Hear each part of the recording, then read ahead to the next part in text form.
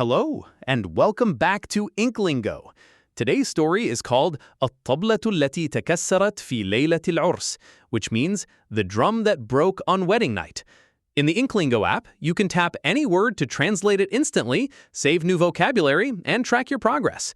Before we begin, let's warm up with a few key words. First, يرقصون, meaning dancing. Next, حديقة, meaning garden.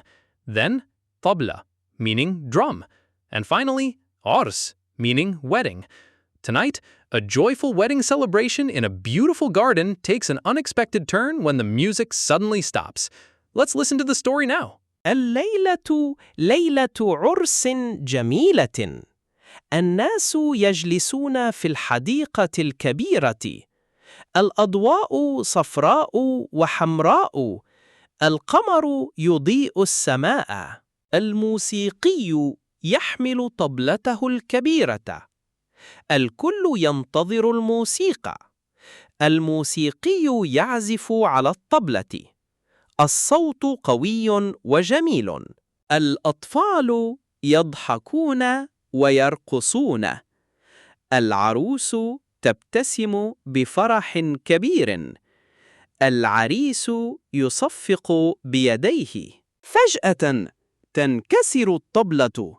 صوت عال يخرج منها. الموسيقي ينظر إليها بحزن.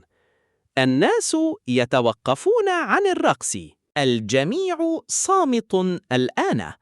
الأطفال يسألون: أين الموسيقى؟ العروس تقول: لا تقلقوا.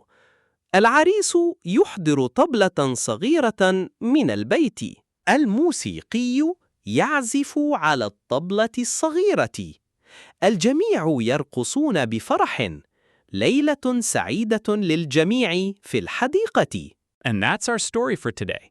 Even when the big drum broke, everyone found a way to keep the celebration alive and joyful. If you want to read more stories with tap to translate, word saving, karaoke highlighting, progression tracking, and many more features, check out the InkLingo app. You can also read hundreds of stories for free on the website at inklingo.app.